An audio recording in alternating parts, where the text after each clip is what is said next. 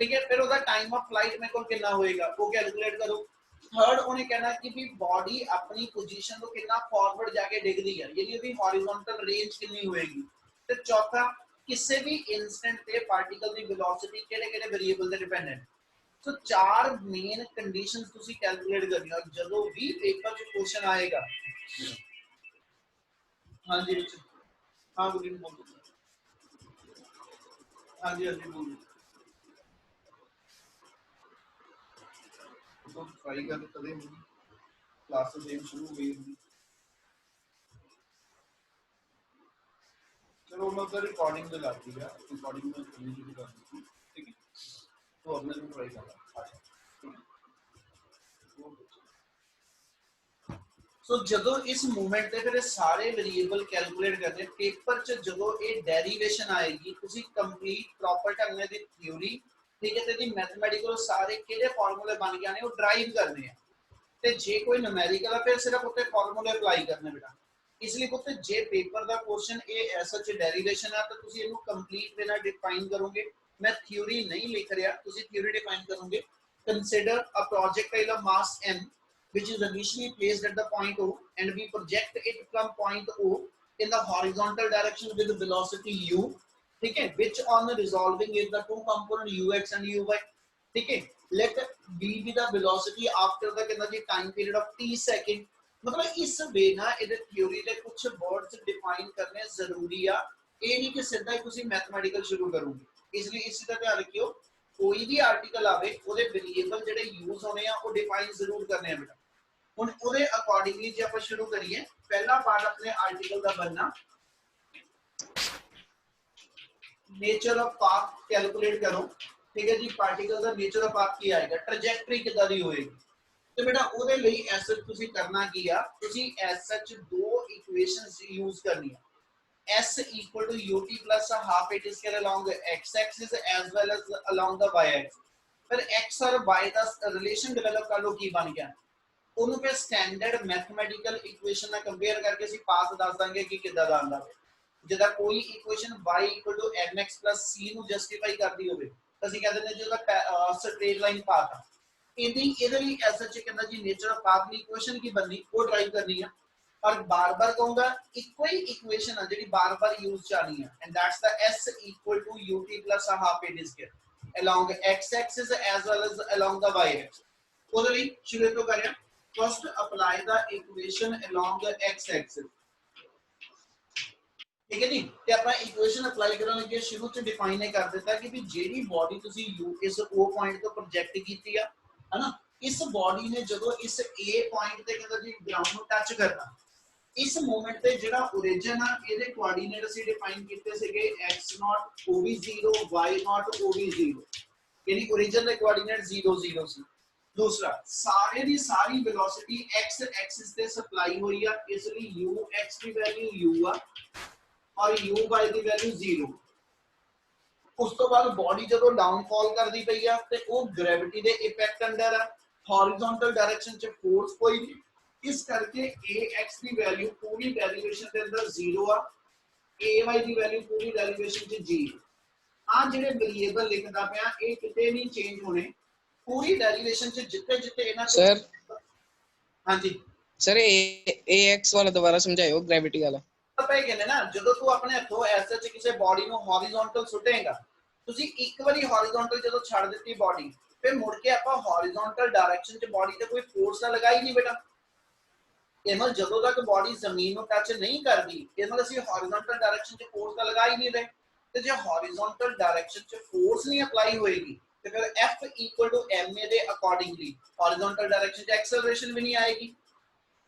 Yes sir. Clear ਆ? Yes सਰ। ਚਲ ਸੋ ਇਹ ਵੇਰੀਏਬਲ ਦੇ ਅਕੋਰਡਿੰਗਲੀ ਹੁਣ ਜੇ ਇਕੁਏਸ਼ਨ x ਐਕਸਿਸ ਤੇ ਅਪਲਾਈ ਕਰਨੀ ਆਪਾਂ, ਠੀਕ ਹੈ, ਤੇ x ਐਕਸਿਸ ਦੇ ਅਲੋਂਗ ਆਪਣੇ ਕੋਲ ਇਕੁਏਸ਼ਨ ਕੀ ਆਏਗੀ। इक्वेशन बार-बार कहूंगा एक ही है बेटा s = ut plus a half at square।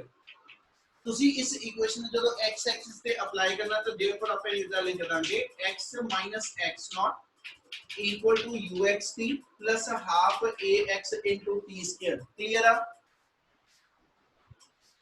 Yes yes sir. ਇਹ ਸਾਰੇ ਦੇ ਸਾਰੇ ਵੇਰੀਏਬਲ ਆਪਾਂ ਸਬਸਟੀਟਿਊਟ ਕਰਨੇ ਆ। ਉਹਦੇ ਲਈ ਆਪਾਂ ਡਿਫਾਈਨ ਜੋ ਕੀਤੇ ਵੇਰੀਏਬਲ ਉਹਨੂੰ ਯੂਜ਼ ਕਰਦੇ ਜਾਵਾਂਗੇ। x0 0 ਆ, ux ਆਪਣਾ u ਆ, ax ਦੀ ਵੈਲਿਊ ਆਪਣੀ 0 ਆ, ਠੀਕ ਹੈ ਜੀ। x ਦੀ ਵੈਲਿਊ x ਤੇ t ਦੀ ਵੈਲਿਊ t ਰਹਿ ਗਈ। मतलब मैं इस मूवमेंट ਤੇ ਜਿਹੜੀ ਪਾਥ ਨੂੰ ਡਿਫਾਈਨ ਕਰਨਾ ਉਹ ਕੋਈ SHO ਜਾਂ A ਪੁਆਇੰਟ ਨਹੀਂ ਹੈਗਾ, ਥਰੂ ਆਊਟ ਦਾ ਪਾਥ ਕਿਸੇ ਵੀ ਪੁਆਇੰਟ ਤੇ ਹੋਣਾ।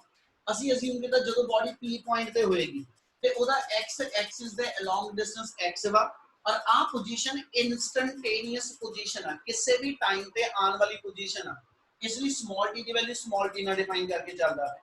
ਇਹ ਪੰਜ ਦੇ ਪੰਜ ਵੇਰੀਏਬਲ ਇਸ ਇਕੁਏਸ਼ਨ ਚ ਯੂਜ਼ ਕਰੋ, ਆਪਣੀ ਇਕੁਏਸ਼ਨ ਆ ਜਾਏਗੀ x equal to x minus 0 equal to ut plus 0 ਤੇ x equal to ਆ ਜਾਣਾ ਹੈ तो ut ਤੇ t ਦੀ ਵੈਲਿਊ ਕੈਲਕੂਲੇਟ ਕਰਕੇ ਰੱਖ ਲਓ।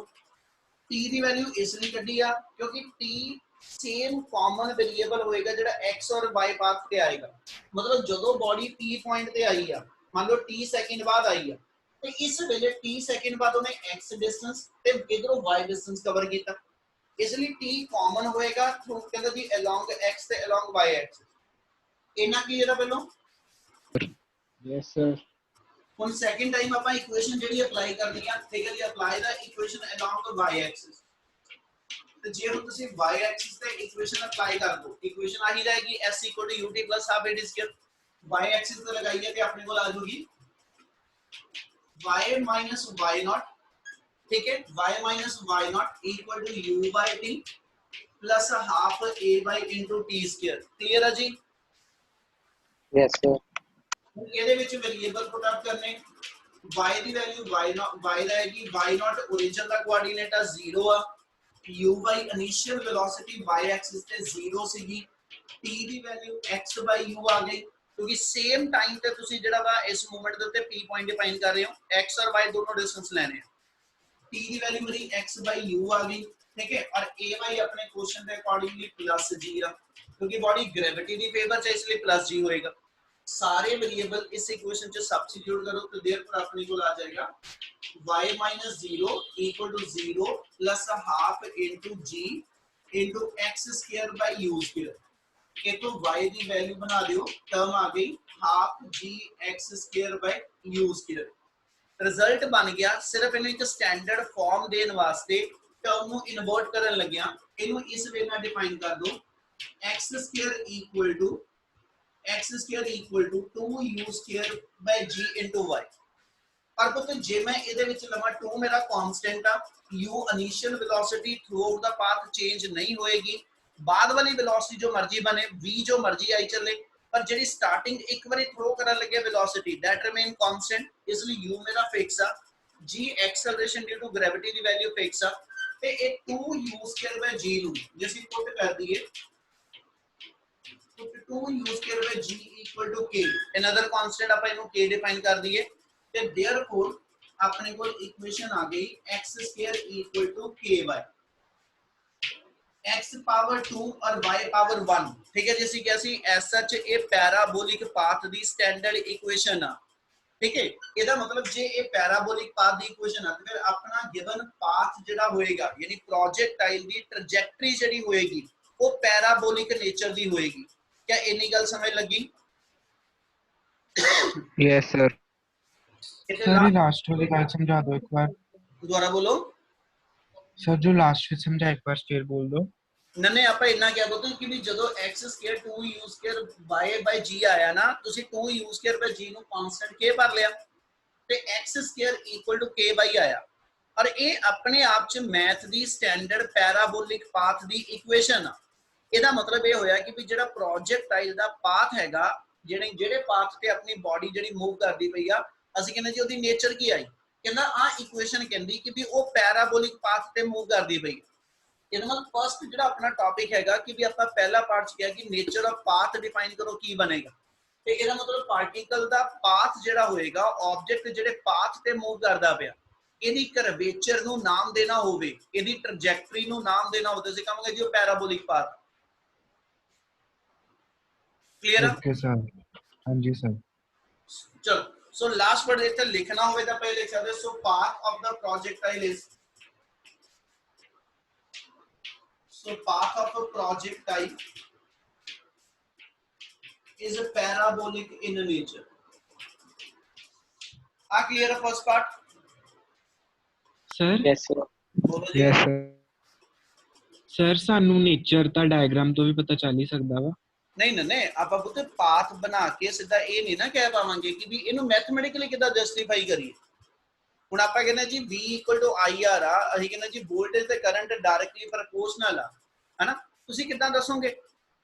ਤੁਸੀਂ ਉਸ ਚੀਜ਼ ਨੂੰ SHM ਮੀਟਰ ਤੋਂ ਤੇ ਵੋਲਟ ਮੀਟਰ ਤੋਂ ਦੀਆਂ ਰੀਡਿੰਗ ਲੈ ਕੇ ਇੱਕ ਗ੍ਰਾਫ ਬਣਾਓਗੇ ਤੇ ਉਹ ਗ੍ਰਾਫਿਕਲ ਪੈਟਰਨ ਜਿਹੜਾ ਆਏਗਾ ਜਾਂ ਉਹਦੇ ਕੋਰਸਪੋਂਡਿੰਗ ਜਿਹੜੀ V = IR ਦੀ ਸਟੈਂਡਰਡ ਮੈਥਮੈਟੀਕਲ ਇਕੁਏਸ਼ਨ ਆ, ਅਸੀਂ ਉਹਨੂੰ ਆਪਣੀ ਕਿਸੇ ਸਟੈਂਡਰਡ ਇਕੁਏਸ਼ਨ ਨਾਲ ਕੰਪੇਅਰ ਕਰਾਵਾਂਗੇ ਕਿ ਵੀ ਇਹ V = IR y = mx ਨਾਲ ਮੈਚ ਕਰਦੀ ਆ ਤੇ y = mx ਜਿਹੜੀ ਸਟ੍ਰੇਟ ਲਾਈਨ ਦੀ ਇਕੁਏਸ਼ਨ ਆ। ਇਸ ਲਈ V ਤੇ I ਜਿਹੜੇ ਨੇ ਉਹ ਕੰਡਕਟਰ ਦੇ ਵਿੱਚ ਕਹਿੰਦਾ ਜੀ ਸਟ੍ਰੇਟ ਲਾਈਨ ਤੇ ਵੇਰੀ ਕਰਦੇ ਆ।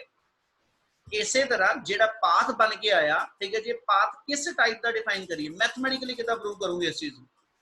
तो फिर मैथमेटिकली ਇਹਨੂੰ ਪ੍ਰੂਵ ਕਰਨ ਵਾਸਤੇ ਤੁਸੀਂ SHO ਦੇ ਪਾਥ ਦੀ ਇਕੁਏਸ਼ਨ x ਐਕਸਿਸ ਤੇ ਦੈਨ y ਐਕਸਿਸ ਤੇ ਅਪਲਾਈ ਕਰ ਦੋ, ਠੀਕ ਹੈ। ਟਾਈਮ ਮੇਰਾ ਕਾਮਨ ਵੇਰੀਏਬਲ ਹੋਏਗਾ ਜਿਹੜਾ ਵਿੱਚੋਂ ਨਿਕਲ ਜਾਣਾ, ਠੀਕ ਹੈ, ਤੇ SHO ਨੇ y ਤੇ x ਨੂੰ ਕੋਰਿਲੇਟ ਕਰ ਦੇਣਾ। Okay sir. ਓਕੇ ਜੀ, ਯੈਸ ਸਰ। ਚਲੋ ਹੁਣ ਸੈਕਿੰਡ ਪੁਆਇੰਟ ਕਰ ਰਹੇ ਹਾਂ ਤਾਂ ਆਪਾਂ ਸੈਕਿੰਡ ਪਾਰਟ ਇਹਦਾ ਹੈਗਾ time of light.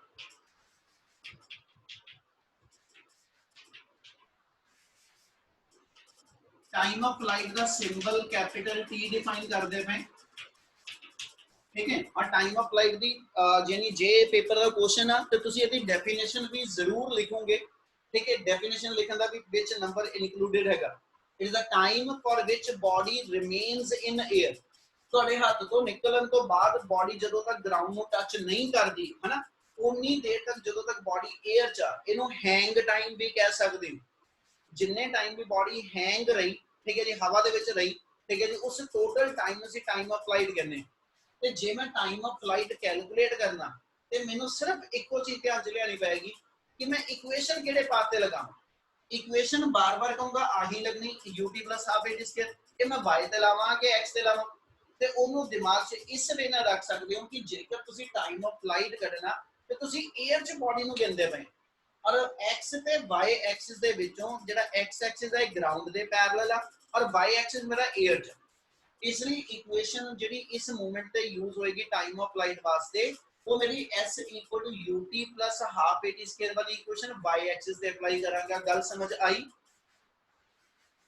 Yes, sir. Yes sir. ਇਹਦਾ Yes. मतलब मैं टाइम ऑफ फ्लाइट कैलकुलेट करना अपनी इक्वेशन जेडी यूज करने लगियो की आ जाएगी y - y0 = u/t + half a/t square. वो तो सेम आई आ गई, पर हुन चेंज किथे आएगी? दो वेरिएबल। वो चीज का ध्यान रख के चलियो। जदों ਆਪਾਂ P पॉइंट तक आए सी, ठीक है, P पॉइंट मेरे को 2 मीटर से भी आ सकदा। जे बॉडी दी टोटल हाइट जेडी है ग्राउंड तो वो 10 मीटर है ਤੇ 1 ਮੀਟਰ ਤੇ 2 ਮੀਟਰ ਤੇ 4 ਤੇ 5 ਤੇ 6 ਤੇ ਮੈਂ ਕਿਸੇ ਵੀ ਥਾਂ ਤੱਕ ਦਾ ਡਿਸਟੈਂਸ ਲਵਾਂ ਤਾਂ ਮੈਂ ਬਾਈ ਕਹਿ ਰਿਹਾ, ਠੀਕ ਹੈ। ਉੱਥੇ ਤੱਕ ਦਾ ਜਿਹੜਾ ਟਾਈਮ ਆ ਉਹਨੂੰ ਮੈਂ ਇਨਸਟੈਂਟੇਨੀਅਸ ਟਾਈਮ ਕਹਿ ਰਿਹਾ। ਪਰ ਜਦੋਂ ਬਾਡੀ ਮੇਰੀ A ਪੁਆਇੰਟ ਨੂੰ ਟੱਚ ਕਰੇਗੀ ਤੇ ਇਹਦਾ ਮਤਲਬ y ਦੀ ਵੈਲਿਊ h ਬਣ ਜਾਣੀ ਔਰ ਜਿਹੜਾ ਟਾਈਮ ਹੋਏਗਾ ਉਹ ਇਨੀਸ਼ੀਅਲ ਤੋਂ ਲੈ ਕੇ ਫਾਈਨਲ ਪੋਜੀਸ਼ਨ ਤੱਕ ਦਾ ਟੋਟਲ ਟਾਈਮ ਹੋਏਗਾ ਤੇ ਟੋਟਲ ਟਾਈਮ ਅਸੀਂ ਕੈਪੀਟਲ D ਲਿਖਦੇ ਨੇ। यानी दो वेरिएबल इस इक्वेशन के अंदर चेंज होने, तीन चीज़ां वही आ। मतलब अपने इस केस के अंदर y की वैल्यू t, सॉरी y की वैल्यू h ते स्मॉल t की वैल्यू t, दो चेंजेस क्यों कीतियां? उत्थे y ਨੂੰ y रहता सी ते स्मॉल t की वैल्यू ਜਿਹੜੀ x/u बनी सी, क्योंकि वो किसी भी इंस्टेंट दे टाइम सेगा। ਜਿਹੜੀ ਹੁਣ ਹੈਗੀ ਇਹ SHO ਤੋਂ ਲੈ ਕੇ A ਪੁਆਇੰਟ ਤੱਕ ਦਾ ਟੋਟਲ ਹਾਈਟ ਆ ਤੇ O ਤੋਂ ਲੈ ਕੇ A ਪੁਆਇੰਟ ਤੱਕ ਦਾ ਟੋਟਲ ਟਾਈਮ। ਇਸ ਲਈ y ਨੂੰ h ਤੇ ਸਮਾਲ t ਨੂੰ ਕੈਪੀਟਲ T ਕਿਉਂ ਲਿਖਿਆ? ਕਲੀਅਰ ਹੈ ਗੱਲ? ਸਰ y ਨੂੰ -h ਕਿਉਂ ਨਹੀਂ ਲਿਖਿਆ? ਉਹ ਤਾਂ ਆਪਾਂ SH ਜਿਹੜਾ ਐਕਸਿਸ ਲੈ ਕੇ ਚੱਲ ਰਹੇ ਉਹ ਡਾਊਨਵਰਡ ਆਪਾਂ SH ਪੋਜ਼ਿਟਿਵ ਹੀ ਰੱਖ ਕੇ ਚੱਲਦੇ ਪਏ। ਠੀਕ ਹੈ ਸਰ। ਜਿਹੜਾ ਆਪਾਂ ਐਕਸਿਸ ਲੈ ਰਹੇ ਆ ਉਹਦੇ ਚ ਡਿਸਪਲੇਸਮੈਂਟ ਜਿਹੜੀ ਅਸੀਂ ਗਿਣਦੇ ਵੇ ਸੀ ਕਹਿੰਦੇ ਜੀ O ਤੋਂ ਲੈ ਕੇ ਥੱਲੇ ਤੱਕ ਦੀ ਡਿਸਪਲੇਸਮੈਂਟ ਹੀ ਆ, ਉਹ ਡਾਇਰੈਕਟ ਆਪਣਾ ਇਹੀ ਪੋਜ਼ਿਟਿਵ ਐਕਸਿਸ ਰੱਖ ਕੇ ਹੀ ਆਪਾਂ ਨੂੰ ਡਿਫਾਈਨ ਕਰਦੇ ਪਏ। ਕਰਾਂ ਕੰਟੀਨਿਊ? ਠੀਕ ਹੈ ਸਰ। तीन हाँ जी सर। रह जानियां y0 ਹੁਣ ਵੀ 0 ਆ, ਠੀਕ ਹੈ ਜੀ, uy ਹੁਣ ਵੀ 0 ਆ ਤੇ ay ਦੀ ਵੈਲਿਊ +g। ਆ ਤਿੰਨ ਚੀਜ਼ਾਂ ਉਦਾਂ ਦੀ ਉਹਦੇ ਪਹਿਲੇ ਵਕਰ ਨਹੀਂ ਆਣੀਆਂ, ਸਿਰਫ ਆ ਦੋ ਵੇਰੀਏਬਲ ਚੇਂਜ ਆ। ਤੇ ਤਿੰਨ ਪੰਜ ਦੀ ਪੰਜ ਵੈਲਿਊਜ਼ ਪੁੱਟ ਆਊਟ ਕਰ ਦੋ therefore h minus 0 h minus 0 equal to 0 plus half g into t square ਤੇ j ਨੂੰ ਸੋल्व ਕਰ ਲਓ ਤੇ h equal to ਆ ਜਾਏਗਾ हाफ gt स्क्वायर और इथों t ਕੱਢ ਦਈਏ ਤੇ t ਦੀ ਵੈਲਿਊ रूट ऑफ 2h/g यानी आ time of flight the value ਆ ਜੂ ਕਲੀਅਰ ਆ yes sir. Yes, sir. Yes. So, इतना क्लियर किसी को कोई डाउट है कि इतना समय लग रहा है बच्चे इतना क्लियर है बच्चे Yes, sir. yes, sir. करा कंटिन्यू Sir. Yes. Yes. चल थर्ड पार्ट हैगा ਹੁਣ ਤੁਸੀਂ ਇਹਦੀ ਰੇਂਜ ਕੱਢਣੀ ਆ ਬੋਡੀ O ਦੇ ਹਿਸਾਬ ਨਾਲ ਗਰਾਊਂਡ ਦੇ ਇਸ ਪੋਜੀਸ਼ਨ ਤੇ ਸੀਗੀ ਔਰ A ਪੁਆਇੰਟ ਤੇ ਪਹੁੰਚੀ ਦੇ ਵੱਲ x R ਦੇ ਬਰਾਬਰ ਉਹ ਫਾਰਵਰਡ ਡਾਇਰੈਕਸ਼ਨ ਚ ਮੂਵ ਕਰ ਗਈ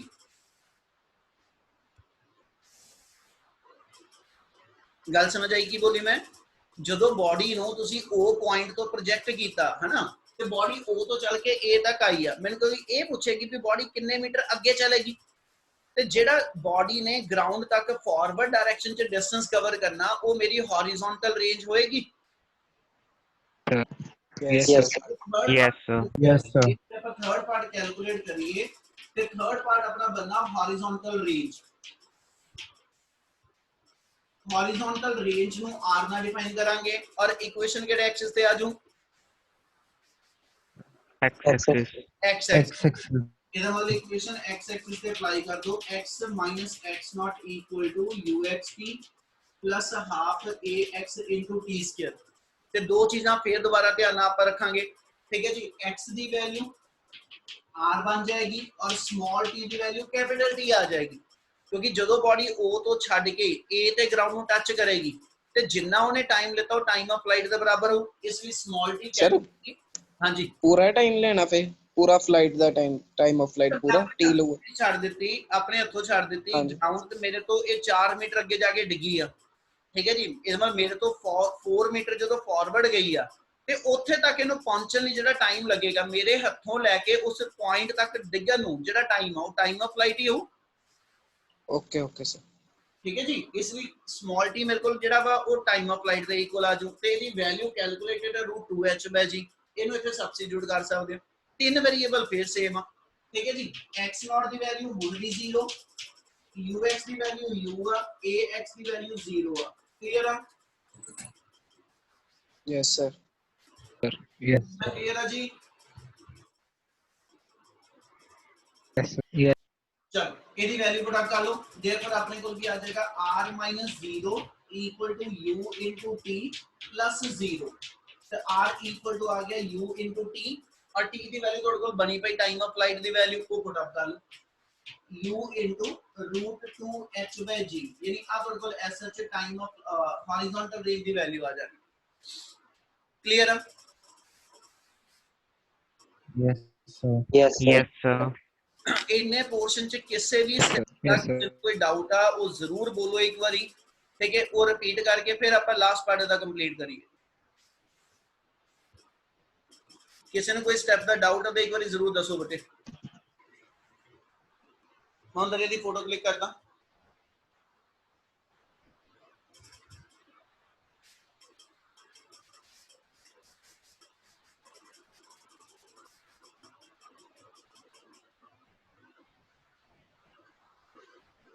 हाँ जी करा फिर कंटिन्यू बेटा जो नहीं कुछ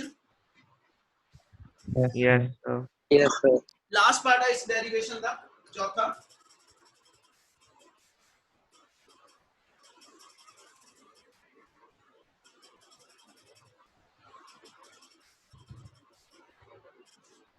फोर्थ पार्ट हैगा अपने को वेलोसिटी एट एनी इंस्टेंट ठीक है किसी भी इंस्टेंट पे जे पार्टिकल दी वेलोसिटी कैलकुलेट करनी आ ते वेलोसिटी कैलकुलेट करने केड़ा केड़ा वेरिएबल चाहिए वेलोसिटी एट एनी इंस्टेंट ਤੇ ਪੁੱਤ ਜਦੋਂ ਬੋਡੀ ਆਪਣੇ ਇਸ ਪੈਰਾਬੋਲਿਕ ਪਾਥ ਤੇ ਮੂਵ ਕਰੇਗੀ ਤਾਂ ਮੈਂ ਕਿਸੇ ਵੀ ਪੁਆਇੰਟ ਤੋਂ ਦੀ ਵੈਲੋਸਿਟੀ ਡਿਫਾਈਨ ਕਰਨੀ ਹੋਵੇ ਤੇ ਉਹ ਅਲੋਂਗ ਦਾ ਟੈਂਜੈਂਟ ਆਜੂ Yes, sir. ਵੈਲੋਸਿਟੀ ਹਮੇਸ਼ਾ ਆਪਣੇ ਪਾਥ ਤੇ ਜਦੋਂ ਵੀ ਡਿਫਾਈਨ ਹੁੰਦੀ ਆ ਅਲੋਂਗ ਦਾ ਟੈਂਜੈਂਟ ਡਿਫਾਈਨਡ ਹੋਏਗੀ Yes, sir. P point ਦੇ ਜਿਹੜੀ velocity ਆ ਉਹ ਜੇ ਮੇਰੀ v defined ਆ ਇਹ along the tangent ਆ ਔਰ ਮੈਨੂੰ define ਕੀ ਕਰਦੀ ਪਈ ਕਿ velocity ਦਾ ਇੱਕ ਕੰਪੋਨੈਂਟ ਜਿਹੜਾ vx ਆ ਇਹ ਬੋਡੀ ਨੂੰ ਫਾਰਵਰਡ ਲੈ ਕੇ ਚੱਲ ਰਿਹਾ ਔਰ velocity ਦਾ ਜਿਹੜਾ ਸੈਕੰਡ ਕੰਪੋਨੈਂਟ ਆ ਬੋਡੀ ਨੂੰ ਕਰਨਾ ਜੀ ਡਾਊਨਵਰਡ ਲੈ ਕੇ ਆ ਰਿਹਾ।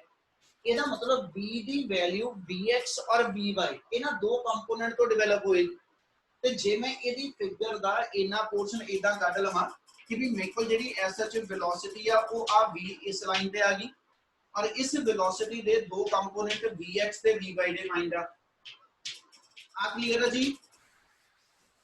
Yes, sir. Yes, sir.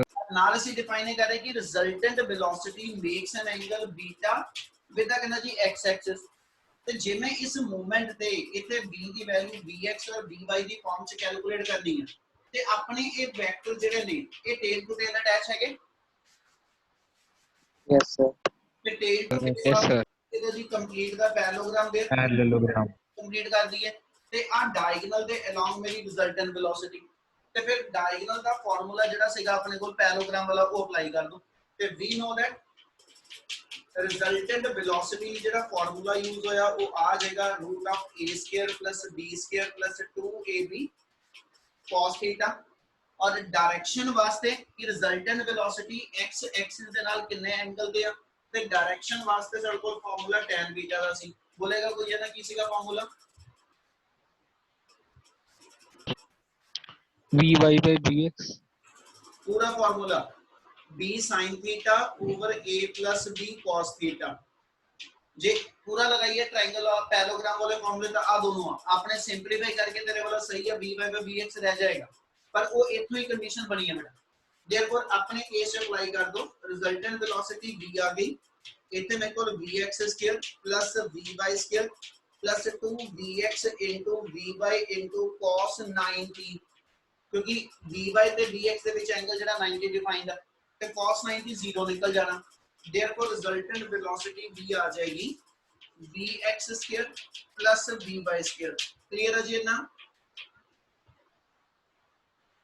Yes. ਹੁਣ ਇਸੇ ਦੇ ਕੰਟੀਨਿਊ ਕਰੀਏ ਠੀਕ ਹੈ ਤੇ ਪੁੱਤ ਇਹਦੇ ਵਿੱਚ ਹੁਣ ਆਪਣੇ ਕੋਲ ਫਰਦਰ ਕੀ ਆਣਾ ਤੁਸੀਂ vx ਤੇ vy ਦੀ ਵੈਲਿਊ ਕੱਢਣੀ ਨੋਨ ਵੇਰੀਏਬਲ ਆਪਣਾ ਨੋਨ ਵੇਰੀਏਬਲ ਇੱਕ u ਆ एक नॉन वेरिएबल अपने को एसएच एक्सेलरेशन है एक इंस्टैंटेनियस टाइम आ ਇਹਦਾ ਮਤਲਬ ਹੁਣ ਆ ਪਹਿਲਾ ਪਾਰਟ ਹੋਏਗਾ ਚਾਰਾ ਪਾਰਟਸ ਦੇ ਵਿੱਚੋਂ ਜਿੱਥੇ ਜਾ ਕੇ ਇਕੁਏਸ਼ਨ ਚੇਂਜ ਹੋਣੀ ਯਾਨੀ vx ਤੇ vy ਵਾਸਤੇ ਜਿਹੜੀ ਇਕੁਏਸ਼ਨ ਯੂਜ਼ ਹੋਏਗੀ ਉਹ ਮੇਰੇ ਕੋਲ ਆ ਜਾਏਗੀ ਜੀ ਹੇਅਰ vx = ux + axt ਯਾਨੀ v = u + at ਵਾਲੀ ਇਕੁਏਸ਼ਨ ਤੁਸੀਂ ਦੋਨਾਂ ਐਕਸਿਸ ਤੇ ਵਾਰੀ-ਵਾਰੀ ਅਪਲਾਈ ਕਰ ਦਿਓ vx = ux + ax into t similarly vy ਦੀ ਵੈਲਿਊ ਲੈ ਲਓ uy + ay into t ਇਹਦੇ ਵਿੱਚੋਂ ਚੱਲੀਏ ਸਿੱਧਾ ਲਿਖਣ ਲੱਗਿਆ ux ਦੀ ਵੈਲਿਊ ਸਾਡੀ u ਸੀਗੀ ax ਆਪਣੇ ਕੋਲ 0 ਸੀਗਾ ਇਹਦੇ ਨਾਲ vx ਦੀ ਵੈਲਿਊ ਸੋਲਵ ਕਰਕੇ u ਰਹਿ ਜਾਣੀ ਹੈ ਔਰ vy ਦੀ ਵੈਲਿਊ uy 0 ਸੀ ay g ਆ ਤੇ ਆ t ਇਹਦੇ ਨਾਲ vy ਦੀ ਵੈਲਿਊ ਮੇਰੇ ਕੋਲ gt ਆ ਜੂ ਕਲੀਅਰ ਹੈ ਨਾ Yes, sir. Yes. दोनों वैल्यूज ਜਿਹੜੀਆਂ ਨੇ ਇਸ ਇਕੁਏਸ਼ਨ ਚ ਸਬਸਟੀਟਿਊਟ ਕਰ ਲਓ ਤੇ देयरफॉर ਆਪਣੇ ਕੋਲ ਰਿਜ਼ਲਟੈਂਟ ਵੈਲੋਸਿਟੀ ਆ ਜਾਏਗੀ √u² g² into t²। ਇਹਦਾ ਮਤਲਬ ਕਿਸ ਇਨਸਟੈਂਟ ਤੇ ਤੁਸੀਂ ਬਾਡੀ ਦੀ ਵੈਲੋਸਿਟੀ ਕੱਢਣੀ ਮੰਨ ਲਓ body the time of flight 5 second ਆ ਮੈਨੂੰ ਕਹੇ ਜੀ ਦੂਜੇ ਸੈਕਿੰਡ ਦੇ ਉੱਤੇ ਪਾਰਟੀਕਲ ਦੀ ਵੈਲੋਸਿਟੀ ਦੱਸੋ ਜਿਹਨੂੰ ਇਨੀਸ਼ੀਅਲੀ 10 ਮੀਟਰ ਪਰ ਸੈਕਿੰਡ ਦੀ ਵੈਲੋਸਿਟੀ ਦਿੱਤੀ ਸੀ ਇਹਨਾਂ ਦਾ ਇਨੀਸ਼ੀਅਲ ਵੈਲੋਸਿਟੀ ਉਹਨੇ 10 ਮੀਟਰ ਪਰ ਸੈਕਿੰਡ ਕਿਹਾ ਸੀ ਟਾਈਮ ਉਹਨੇ ਮੈਨੂੰ ਸੈਕਿੰਡ ਕਿਹਾ ਉਹ ਪੁੱਟ ਅਪ ਕਰ ਦਾਂਗਾ g ਦੀ ਸਟੈਂਡਰਡ ਵੈਲਿਊ ਤੇ ਵੈਲੋਸਿਟੀ ਐਟ ਐਨੀ ਇਨਸਟੈਂਟ ਆ ਜਾਓ clear ਆ Yes, sir. Yes, sir. Yes, sir. Last part direction ਕੱਢਣੀ ਆ ਠੀਕ ਹੈ ਜੀ ਤੇ ਡਾਇਰੈਕਸ਼ਨ ਵਾਸਤੇ ਆਪਣੇ ਕੋਲ tan β ਆ ਜਾਏਗਾ ਆਪਣੇ ਕੋਲ a ਔਰ b ਆਪਾਂ by ਤੇ bx ਨੂੰ ਕਿਹਾ ਇਹਨਾਂ ਵਿੱਚ ਦਾ ਐਂਗਲ 90 ਆ ਯਾਨੀ sin 90 1 ਬਣ ਜਾਣਾ cos 90 0 ਬਣ ਜਾਣਾ ਆਪਣੀ ਇਕੁਏਸ਼ਨ b/a b ਤੇ a ਕਿਹਨੂੰ ਕਹਿਣਾ ਉਹਦੇ ਲਈ ਮੈਂ ਅੱਗੇ ਵੀ ਕਿਹਾ ਸੀ ਫਿਰ ਇੱਕ ਵਾਰੀ ਰਿਪੀਟ ਕਰ ਰਿਹਾ ਰਿਜ਼ਲਟੈਂਟ ਵੈਕਟਰ vx ਤੇ vy ਜਿਹਦੇ ਵਿੱਚੋਂ ਬੀਟਾ ਐਂਗਲ ਜਿਹਦੇ ਨਾਲ ਬਣਾਏਗਾ ਰਿਜ਼ਲਟੈਂਟ ਵੈਕਟਰ vx ਤੇ vy ਦੋਨਾਂ ਵਿੱਚੋਂ ਜਿਹਦੇ ਨਾਲ ਬੀਟਾ ਐਂਗਲ ਬਣਾਏਗਾ ਉਹ ਫਾਰਮੂਲੇ 'ਚ a ਦਾ ਪਲੇਸ ਲੈਂਦਾ ਇਹਦਾ ਮਤਲਬ a ਜੇ ਮੈਂ ਇਸ ਉਹਦੇ ਲੈ ਕੇ ਚੱਲਾਂ ਤੇ a ਮੇਰਾ vx ਡਿਫਾਈਨਡ ਹੋਏਗਾ ਔਰ b ਮੇਰਾ ਜਿਹੜਾ ਉਹ vy ਡਿਫਾਈਨਡ ਹੋ ਜਾਏਗਾ ਇਸ ਲਈ ਜੇ ਫਾਰਮੂਲਾ b by a ਬਚਦਾ ਤੇ tan ਬੀਟਾ ਦਾ ਫਾਰਮੂਲਾ ਮੇਰਾ b y by bx ਆ ਜੂ। ਤੇ ਇੰਨੀ ਚੀਜ਼ ਨਾ ਵੀ ਕਰੀਏ ਆਪਾਂ ਸਿੱਧੀ ਵੀ ਇਸ ਜਦੋਂ ਥੀਟਾ 90 ਹੋਵੇ ਦੋ ਵੈਕਟਰ ਦੇ ਵਿਚਲਾ ਐਂਗਲ 90 ਹੋਵੇ ਤੇ ਪੁੱਤ ਉਦੋਂ ਸਿੱਧਾ ਵੀ ਫਾਰਮੂਲਾ ਪਰਪੈਂਡੀਕੂਲਰ ਬਾਈ ਬੇਸ ਵੀ ਕਹਿ ਸਕਦੇ ਹੋ, ਗੱਲ ਇੱਕੋ ਹੀ ਹੋਏਗੀ। ਪੂਰਾ ਲਗਾ ਕੇ ਲਿਖਣਾ ਜਾਂ ਆਪਾਂ ਸਿੱਧਾ ਕਹਿ ਦਈਏ tan ਬੀਟਾ ਪਰਪੈਂਡੀਕੂਲਰ ਬਾਈ ਬੇਸ ਆ ਤੇ ਬੋਥ ਆਰ ਦਾ ਸੇਮ ਆ। ਤੇ by ਦੀ ਵੈਲਿਊ ਆਪਣੀ ਕੋਲ gt ਆਈ ਆ, bx ਦੀ ਵੈਲਿਊ u ਆਈ ਆ, ਇਹ ਮਤਲਬ tan beta gt by u ਆ ਜੂ। ਹੁਣ ਕੁਐਸਚਨ ਦੇ ਵਿੱਚ gt ਤੇ ਸਾਰੇ ਵੇਰੀਏਬਲ ਗਿਵਨ ਨੂੰ ਪੁੱਟ ਅਪ ਕਰੋ, tan ਬੀਟਾ ਨਿਕਲੇਗਾ, ਫਿਰ ਟੇਬਲ ਦੇ ਥਰੂ ਇਹਦਾ ਬੀਟਾ ਦੀ ਵੈਲਿਊ ਕੈਲਕੂਲੇਟ ਕਰੋ। ਕਲੀਅਰ ਆ? Yes, sir. ਆਪਣਾ ਕੰਪਲੀਟ Yes, sir. ਕਿਸੇ ਵੀ ਸਟੈਪ ਦਾ ਹਜੇ ਵੀ ਡਾਊਟ ਪੈਂਡਿੰਗ ਆ ਤੇ ਇੱਕ ਵਾਰੀ ਜ਼ਰੂਰ ਬੋਲ ਦਿਓ।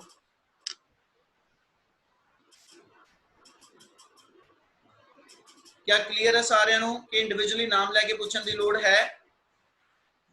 No. Clear, sir.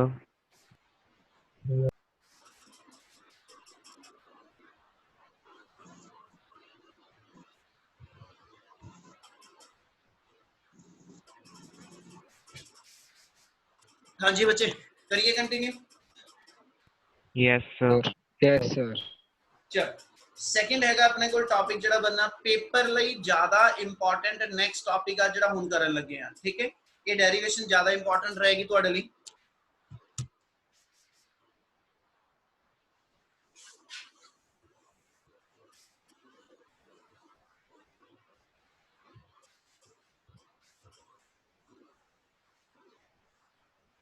नेक्स्ट है ਤੁਹਾਡੇ ਕੋਲ projectile given horizontal ਦੀ ਥਾਂ ਤੇ ਆ ਜਾਏਗਾ projectile given angular projection। ਗੱਲ ਸਮਝਿਓ ਧਿਆਨ ਨਾਲ ਜੋ ਦੱਸਣ ਲੱਗਿਆ। derive an expression for nature of path, time of flight, horizontal range, maximum height, velocity ਸਾਰੇ ਵੇਰੀਏਬਲ ਆ ਗਏ। ਅੱਗੇ ਉਹਨੇ ਲਿਖਿਆ when particle is projected at an angle theta with horizontal। Normally ਨਿਆਣਾ ਉੱਥੇ ਕੀ ਗਲਤੀ ਕਰਦਾ, ਠੀਕ ਹੈ ਜੀ, ਉੱਥੇ ਐਂਗੂਲਰ ਪ੍ਰੋਜੈਕਸ਼ਨ ਕਹਿ ਕੇ ਉਹਨਾਂ ਨੇ ਨਹੀਂ ਪਾਇਆ ਕੁਐਸਚਨ, ਠੀਕ ਹੈ? ਬਾਕੀ ਸਾਰਾ ਕੁਝ ਉਹਨਾਂ ਨੇ ਬੋਲ ਦਿੱਤਾ। ਮੁੜ ਕੇ ਉਹਨਾਂ ਨੇ ਪੁੱਛ ਲਿਆ when projectile is projected at an angle theta with horizontal।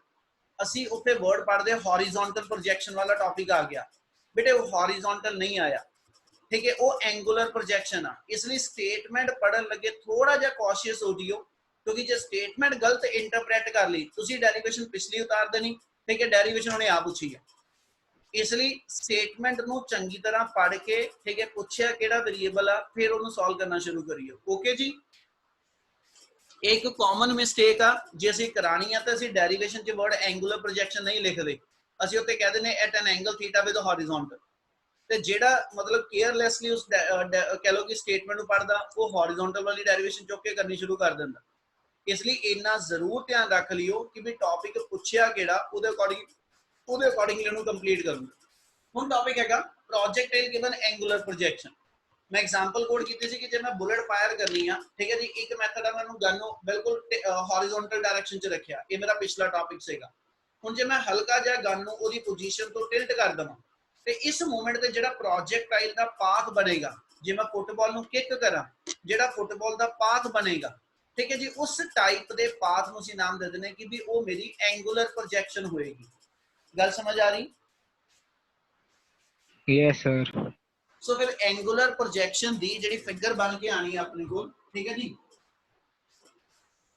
ਇਹਦੇ ਅੰਦਰ ਅਸੀਂ ਡਿਫਾਈਨ ਕਰਾਂਗੇ ਕਿ ਜਦੋਂ ਬਾਡੀ ਨੂੰ ਤੁਸੀਂ ਪ੍ਰੋਜੈਕਟ ਕੀਤਾ, ਬਾਡੀ ਕੁਝ ਇਸ ਟਾਈਪ ਦੇ ਪਾਥ ਦੇ ਉੱਤੇ ਮੂਵ ਕਰੇਗੀ, ਯਾਨੀ O to A ਜਦੋਂ ਬਾਡੀ ਨੇ ਮੂਵ ਕਰਨਾ, ਠੀਕ ਹੈ? ਜੇ 10 ਮੀਟਰ ਪਹਿਲਾਂ ਬਾਡੀ ਹਾਈਟ ਤੇ ਗਈ ਆ, ਮੁੜ ਕੇ 10 ਮੀਟਰ ਥੱਲੇ ਆ ਗਈ, ਲਾਈਨ ਦਿਮਾਗ 'ਚ ਰੱਖਿਓ, ਕਿਸੇ ਅਗਲੇ ਇੱਕ ਪਾਰਟ 'ਚ ਆਪਾਂ ਨੂੰ ਲੋਡ ਪੈਣੀ ਇਹਦੀ। ਜੇ 10 ਮੀਟਰ ਬਾਡੀ ਮੇਰੇ ਕੋਲ ਹਾਈਟ ਲੈ ਰਹੀ ਸੀਗੀ, ਮੁੜ ਕੇ 10 ਮੀਟਰ ਥੱਲੇ ਆ ਗਈ ਤੇ ਬਾਡੀ ਦੀ y ਐਕਸਿਸ ਤੇ ਡਿਸਪਲੇਸਮੈਂਟ 0 ਆ। ਇਹ ਟਾਈਮ ਆਫ ਫਲਾਈਟ ਕੱਢਣ ਲੱਗੇ ਇਹਨਾਂ ਲਾਈਨਾਂ ਦੀ ਲੋੜ ਆ, ਤੁਹਾਨੂੰ ਦਿਮਾਗ 'ਚ ਰੱਖਣਾ ਕਿ ਜਦੋਂ ਬਾਡੀ 10 ਮੀਟਰ ਹਾਈਟ ਤੇ ਗਈ ਫਿਰ ਮੁੜ ਕੇ 10 ਮੀਟਰ ਡਾਊਨ ਆ ਗਈ, ਕੇਵਲ y ਐਕਸਿਸ ਤੇ ਬਾਡੀ ਦੀ ਕੋਈ ਡਿਸਪਲੇਸਮੈਂਟ ਨਹੀਂ ਹੋਈ। ਗਰਾਊਂਡ ਤੋਂ ਜਿੰਨਾ ਉੱਪਰ ਗਈ ਸੀ ਉਨਾ ਹੀ ਵਾਪਸ ਫੇਰ ਥੱਲੇ ਆ ਗਈ, y ਐਕਸਿਸ ਤੇ ਡਿਸਪਲੇਸਮੈਂਟ ਨਹੀਂ ਹੋਈ, x ਐਕਸਿਸ ਦੇ ਉੱਤੇ ਉਹਦੀ OA ਦੇ ਬਰਾਬਰ ਡਿਸਪਲੇਸਮੈਂਟ ਹੋਈ ਆ। ਕੀ ਗੱਲ ਸਮਝ ਆਈ? Yes, sir. Yes, yes, sir. Yes. ਤੇ ਇਸ ਮੂਵਮੈਂਟ ਤੇ ਜਦੋਂ ਬਾਡੀ ਨੂੰ ਤੁਸੀਂ ਪ੍ਰੋਜੈਕਟ ਕੀਤਾ ਤੇ ਵੈਲੋਸਿਟੀ ਹਮੇਸ਼ਾ ਅਲੋਂਗ ਦਾ ਟੈਂਜੈਂਟ ਹੁੰਦੀ, ਤੇ ਇਸ ਪੁਆਇੰਟ ਤੇ ਇਨੀਸ਼ੀਅਲੀ ਜੇ ਵੈਲੋਸਿਟੀ ਨੂੰ ਮੈਂ ਟੈਂਜੈਂਟ ਦੇ ਅਲੋਂਗ ਦਿਖਾਵਾਂ, ਪਿਛਲੀ ਵਾਰੀ ਟੈਂਜੈਂਟ ਦੇ ਅਲੋਂਗ ਸਾਰੀ ਵੈਲੋਸਿਟੀ x ਤੇ ਰਹਿ ਗਈ ਸੀ, y ਕੰਪੋਨੈਂਟ ਨਹੀਂ ਬਣਿਆ। ਹੁਣ ਤੁਹਾਡੇ ਹੱਥੋਂ ਨਿਕਲਦੇ ਸਾਰੀ ਬਾਡੀ ਨੇ, ਠੀਕ ਹੈ ਜੀ, ਐਸ ਚ ਹਾਈਟ ਗੇਨ ਕਰਨੀ ਸ਼ੁਰੂ ਕਰ ਲਈ ਹੈ। ਇਸ ਲਈ ਇਨੀਸ਼ੀਅਲ ਵੈਲੋਸਿਟੀ ਵਿੱਚ makes N angle theta with the ground. ਜੇ ਮੈਂ ਇਹਨੂੰ ਸਪਲਿਟ ਕਰਕੇ ਇਹਦੇ ਕੰਪੋਨੈਂਟ ਲਿਖਾਂ ux ਤੇ uy, ਤੇ uy ਦੀ ਵੈਲਿਊ u sin ਥੀਟਾ ਔਰ ux ਦੀ ਵੈਲਿਊ u cos ਥੀਟਾ ਆ ਗਈ। यानी पिछले टॉपिक नालों पहला डिफरेंस उते uy 0 ਸੀਗਾ, ਇੱਥੇ uy ਦੀ ਵੈਲਿਊ u sin ਥੀਟਾ ਵਾ, ਠੀਕ ਹੈ। ਉਤੇ ux u ਸੀਗਾ, ਇੱਥੇ ux ਦੀ ਵੈਲਿਊ u cos ਥੀਟਾ ਵਾ। क्या ਆ ਦੋ clear? yes sir, Yes, sir. ਇੱਥੇ वेरिएबल आपने डिफाइन करिए, x0 ਹੁਣ ਵੀ 0 ਆ, y0 ਹੁਣ ਵੀ 0, ओरिजिनल ਦੇ कोऑर्डिनेट 0 0 ही है, ठीक है। ux ਦੀ ਵੈਲਿਊ ਮੇਰੇ ਕੋਲ u cos ਥੀਟਾ ਵਾ ਔਰ uy ਦੀ ਵੈਲਿਊ ਸਾਡੇ ਕੋਲ u sin ਥੀਟਾ ਵਾ। क्लियर है? Sir. yes sir और स्टिल एक चीज हुण भी कंटिन्यू है कि एक बारी बॉडी जदों उत्तों छड़ दित्ती है, हॉरिजॉन्टल डायरेक्शन च कोई फोर्स नहीं लगी, इसलिए x एक्सिस दे अलोंग एक्सेलरेशन हुण भी 0 है और y एक्सिस दे अलोंग एक्सेलरेशन मेरी g है। पर वो तो हुण एक चीज समझ लियो ध्यान नाल, ਜਿਹੜੀ ਤੁਹਾਡੀ uy ਤੇ g ਆ, ਜੇ ਬॉडी ਅਪ ਸਾਈਡ ਜਾਂਦੀ ਪਈ ਔਰ ਵੈਲੋਸਿਟੀ ਦਾ ਅਪਵਰਡ ਐਕਸਿਸ ਪੋਜ਼ਿਟਿਵ ਆ ਤੇ ਗ੍ਰੈਵਿਟੀ ਅਗੇਂਸਟ ਦਾ ਯਾਨੀ ਐਕਸਲਰੇਸ਼ਨ ਅਗੇਂਸਟ ਦਾ ਗ੍ਰੈਵਿਟੀ ਸੀ, ਇਹ ਮਤਲਬ ay ਮਾਈਨਸ g ਆ। ਯਾਨੀ ਜੇ ਮੈਂ uy ਨੂੰ ਪਲੱਸ u sin ਥੀਟਾ ਲਿਖ ਕੇ ਚੱਲਾ ਹੁਣ ਇਸ ਵੇਲੇ ay ਮੇਰਾ ਮਾਈਨਸ g ਆ, ਔਰ ਜਦੋਂ ਬॉडी ਡਾਊਨ ਆਣੀ ਆ ਤੇ ਬॉडी ਗ੍ਰੈਵਿਟੀ ਦੀ ਫੇਵਰ ਚ ਆਈ, ਇਹਦਾ ਮਤਲਬ ay ਪਲੱਸ g ਬਣ ਗਿਆ ਤੇ ਵੈਲੋਸਿਟੀ ਦਾ ਐਕਸਿਸ ਡਾਊਨ ਹੋ ਗਿਆ। मतलब जे मैं आ इदा समझावां, एक चीज ना होर समझाने लग्या, जदों पार्टिकल आ किसी p पॉइंट पे आएगा, इत्थे इहदी वेलोसिटी डिफाइन करा जिहड़ी कि v आ, इहदे दो कंपोनेंट बने, एक vy और एक vx, ठीक है जी। ते जदों बॉडी ने इत्थे किसी पॉइंट पे आना, जे ध्यान दिओ कि इत्थे जदों body I horizontal component the direction ते हुण भी हो ही रही, पर जिहड़ा वर्टिकल कंपोनेंट आ वेलोसिटी दा वो मेरे को डाउन आ गया। गल समझ आ रही? yes sir, मतलब ਜਿਹੜੇ vy ਵਾਲਾ ਕੰਪੋਨੈਂਟ ਆ, ਇਹ ਮਤਲਬ ਵੈਲੋਸਿਟੀ y ਐਕਸਿਸ ਤੇ ਜਿਹੜੀ ਰਹਿ ਰਹੀ ਆ ਹਨਾ, ਉਹ ਸੇਮ ਡਾਇਰੈਕਸ਼ਨ ਚ ਨਹੀਂ ਰਹਿ ਰਹੀ। ਹਾਈਐਸਟ ਪੁਆਇੰਟ ਤੱਕ ਪਹੁੰਚਦੇ ਹੋਏ vy ਪੋਜ਼ਿਟਿਵ ਡਾਇਰੈਕਸ਼ਨ ਚ, ਠੀਕ ਹੈ, ਤੇ ਫਿਰ vy ਮੇਰੇ ਕੋਲ ਜਿਹੜਾ ਅਗਲੇ ਹਾਫ ਦੇ ਵਿੱਚ ਨੈਗੇਟਿਵ ਚ ਆ ਗਿਆ। ਔਰ ਜੇ ਇੱਥੇ ਇਹ ਨੈਗੇਟਿਵ ਚ ਆਇਆ ਤੇ ਗ੍ਰੈਵਿਟੀ ਫੇਵਰ ਚ ਆ, ਇੱਥੇ ਜਦੋਂ ਬॉडी ਅਪਵਰਡ ਜਾ ਰਹੀ, ਜੇ ਵੈਲੋਸਿਟੀ ਐਕਸਿਸ ਪੋਜ਼ਿਟਿਵ ਹੈ ਤੇ ਗ੍ਰੈਵਿਟੀ ਅਗੇਂਸਟ ਆ। ਇਹਦਾ ਮਤਲਬ ਜਦੋਂ ਵੀ ਡਬਲ ਸਾਈਡਡ ਮੋਸ਼ਨ ਹੋਏਗੀ, हमेशा uy ਤੇ ay ਦੇ ਵਿੱਚੋਂ ਇੱਕ ਚੀਜ਼ ਪੋਜ਼ਿਟਿਵ ਔਰ ਇੱਕ ਚੀਜ਼ ਨੈਗੇਟਿਵ ਚੱਲਣੀ। ਆਪਾਂ ਥਰੂ ਆਊਟ ਦਾ ਮੋਸ਼ਨ